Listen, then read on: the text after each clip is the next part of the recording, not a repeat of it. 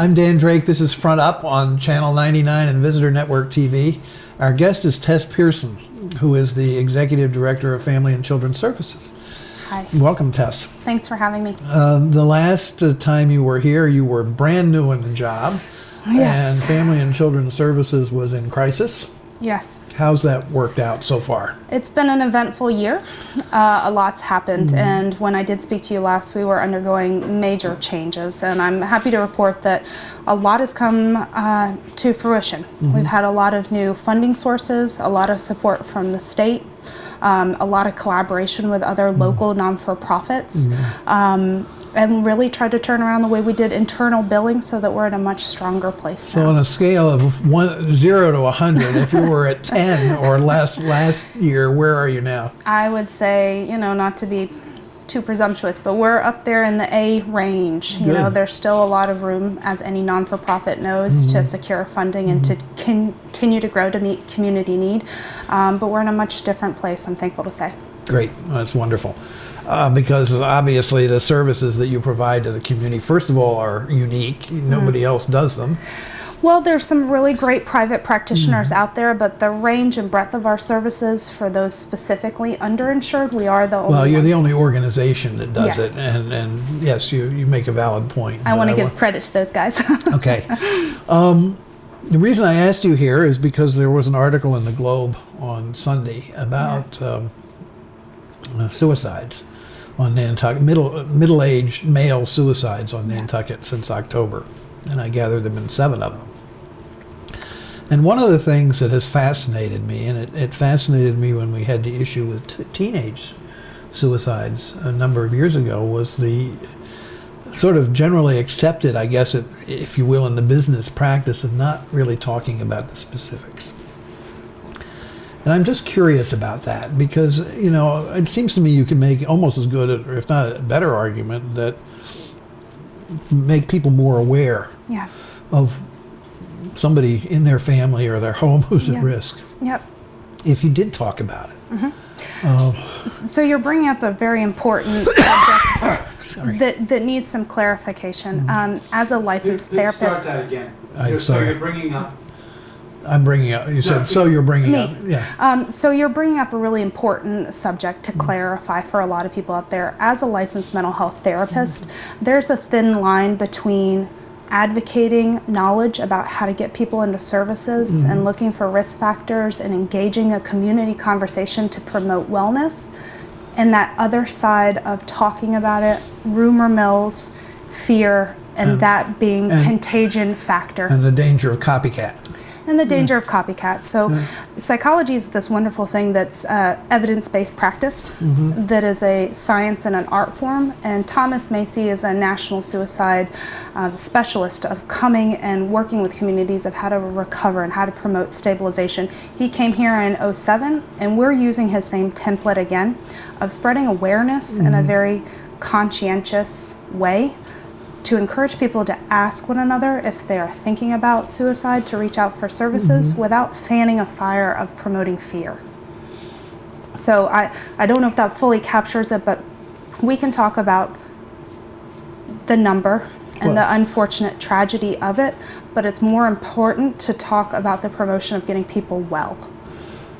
Understood, and we'll come back to that in a minute. But one of the thrust of the article, if I read it correctly, was that the isolation and loneliness and housing issues and so forth here were the probable cause. I mean, the impression from the article was in all of the instances. I saw a posting on Facebook that said the individual who made the post knew 4 of the people. And that was not the reason in any of the 4 cases. I think I bring this up because this is an area where generalizations are really hard to make. Most definitely, most definitely. And I think that's the thing that journalists try very hard to do. They interview lots of different people. They pull as accurate a story from that as possible. There are things that contribute to someone's depression, but they're not always the precipitant of why people choose to commit suicide. If it was that clear cut, it wouldn't be a surprise. It would have been something we could have avoided. It would have been something we would have been able to intervene on. And generalizations, half of a group, maybe they didn't all contribute to it, but isolation, financial factors, seasonal affective disorders is why we have one of the highest rates in the New England area. Is that true all along, or is it just true since last October? I would say that if you look nationally, New England, cold area weathers, place especially along the Cape and Islands, are very much impacted by suicide. And that's been ongoing, as well as middle-aged men. That's something nationally we see as a risk factor. It's interesting because a member of my family committed suicide as a Sorry. middle-aged man many years ago. Yeah. But this was a long process. Yeah. You saw it coming. Yeah. And it, and you know, I think some of us in the family kick ourselves for not talking about it more and not trying to do it. And I'm not bringing this up to be sensational or anything. I'm bringing it up only to illustrate the point that there's a stigma. On the one hand, there's Most a definitely. stigma of talking about it. Yeah. And on the other hand, there is people don't want to get involved. Most And definitely. even a third factor of if they had gotten involved, could they have done it? You know, would Yep. it have made a difference? Yeah. Yeah. And And I'm very sorry to hear of your family's loss. And I hear you saying there was a long pattern of possible depression or seeing someone struggle, seeing someone who had long-term challenges. And I think that that's all of the things you pinpointed. There's a stigma. There's definitely an avoidance. There's let's sweep things under the rug. Let's not talk about things. And we see that generationally being a factor, as well as even now. Just people talking about mental health, it's not something that comes up as easily of a conversation. What the agency and what this community is really trying to pull together to do is to really bring the awareness that it's okay to talk about it, and it's debunking myths that asking someone if they're thinking about suicide is going to implant that thought and cause that. When in reality, if people are significantly depressed and thinking about depression, they've been thinking about it all along. It's not going to be a factor that encourages someone to do it. are there family patterns? We definitely see with depression that there's a higher incident of depression genetically within families. You can also say depression, and this is actually what I got my thesis on in grad school, was that there can be some learned behaviors of this is how we cope with things. This is how when things get really tough, instead of reaching out. There can be a lot of other things related to when persons get down to that point of depression, what they think their options are, and it turns into tunnel vision. What we hope to do in mental health is to really say all of us at times have bumps in the road. Can we catch it more preventatively? Can we do more self-care, whatever that looks like, and everybody looks at it differently, to avoid picking up substances or working too hard and burning themselves out, or poor sleep hygiene and having insomnia day after day after day after day. Sleep hygiene? That's a term I've never heard. Yeah, What's it's that- a what's that clinical mean? term. There's a lot of things that we can see with cognitive behavioral therapy of how to help people sleep better and relearning how to fall asleep.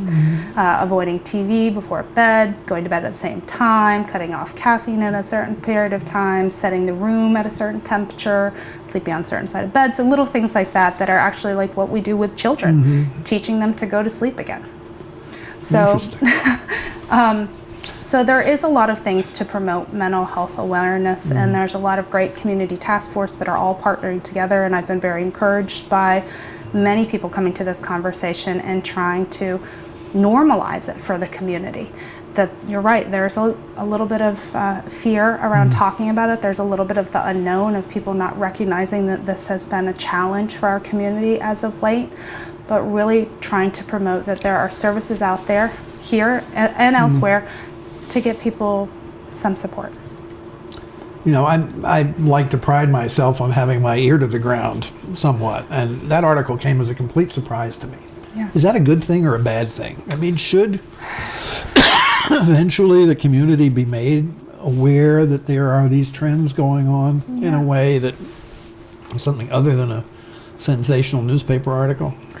I think that many people were aware of it, whether media was involved at a certain stage. I was covered on several newspapers within the last couple of months, so this wasn't necessarily new. Everywhere but here, by the newspaper. That happens, but there's also the fact that we didn't want anybody to be necessarily scared of the situation before we had set and stabilized supports around how to offer more help. So Steve Jockum, who's the director at Cape and Islands, is now coming over once a week and doing outreach for specifically men, and I know it targeted that in the newspaper. The Community Mental Health Task Force is working together and trying to do a health symposium in March about dual disorders, addiction and depression, having some keynote speakers. Myself, as well as some other leaders in the community, have pulled together a post-traumatic stress management team, and that's members from the town, the schools, EMT, police, Riverside Trauma Center, the state, Tim Madden, Dan Wolf, and which we're meeting regularly to talk about how to assess, respond, and promote recovery. So we really wanted to make sure locally that everything was in place so that when we started talking about more people reaching out for help, we have the services to meet them. Makes sense. Yeah. What are the access points for somebody who is contemplating suicide? Yeah, so it's a great question. The police work very, very closely with us. Lieutenant Adams and Sergeant Marshall are on my cell phone all the time with us, making sure are we catching everybody at the right time. Nantucket Cottage Hospital ER is always a place where people literally walk in crisis and are given support. Access Nantucket has their website up and running and are trying to do referrals for all providers in the community, whatever that looks like. Some people it's promoting They're also trying to holistic. do it in Spanish as well. Yes, most I don't know definitely. if they're there yet, but You can drop down their page into every single language as you can for ours. So for the Portuguese, the French, the Bulgarian populations, we make sure that it's accessible as possible. And then Kevin, Sergeant Marshall, and I have been partnering together to go into churches, into schools. He does a segment of question, persuade, refer, of how to bring up the conversation, how do you talk about it, and then a therapist on hand should something come up at that time.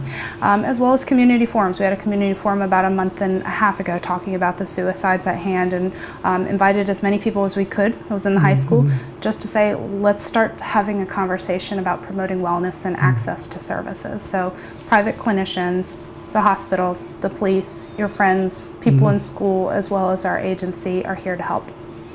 what about the 800 numbers like the Samaritans and others? Do they work too? They have a... Oh, most definitely. Most definitely.